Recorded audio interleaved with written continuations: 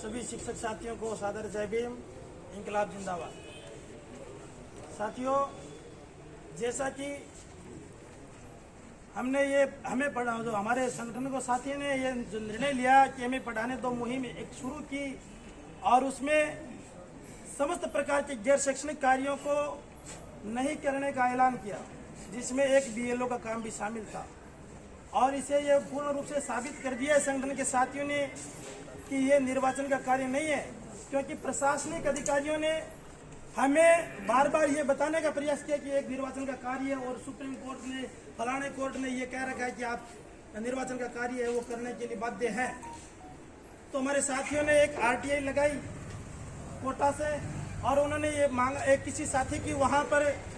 BLO कार्य करते हुए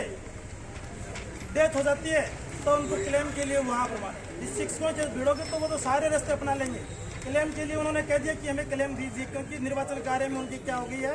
डेथ हो गई। तो वहाँ से आरटी की सूचना में ये आया सामने से कि ये बीएलओ का जो कार्य है ये निर्वाचन के कार्य में नहीं आता है, इसमें केवल लोकसभा और विधानसभा के जो चुनाव होते हैं वही काम निर्वाचन में आते हैं। और हमने ये तय कर लिया है जब ये निर्वाचन का कार्य नहीं है तो संगठन के कोई भी साथी है वो निर्वाचन का ये कार्य नहीं है तो नहीं करेंगे। पहले कलेक्टर साहब से जब हमारी बात हुई तो उस समय ये निर्णय हुआ था कलेक्टर साहब से कि 40% अब हटा देंगे, फिर 10%, 20% हटा देंगे। लेकिन इस प्रशासनिक अधिकारियों की हठधर्मिता को देखते हुए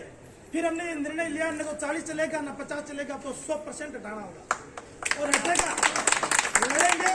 जीतेंगे, संघर्ष हमारा जारी रहेगा और संघर्ष के आगे इनकी कोई ज्यादा औकात नहीं है। और हम इनको ये बताने के लिए आज कि ये लड़ाई हमारे शिक्षकों की नहीं है, ये लड़ाई कक्षाओं में बैठे हुए उन विद्यार्थियों के हित की है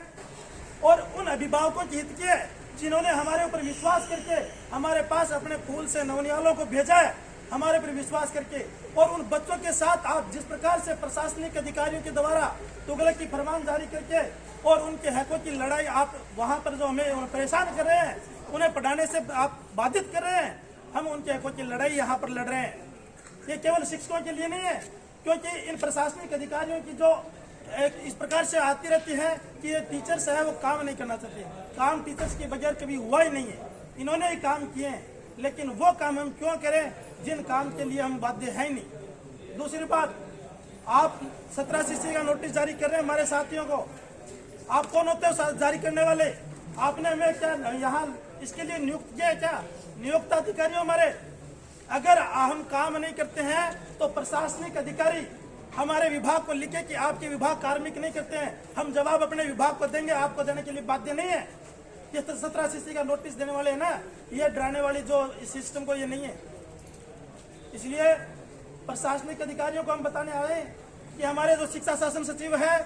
श्रीमान नवीन जी जैन, इन्होंने बीसी में ये साबित कर दिया था, ये स्पष्ट किया था कि हमारे पास जो 65 लाख जो बच्चे हैं वो एक आंकड़ा नहीं है,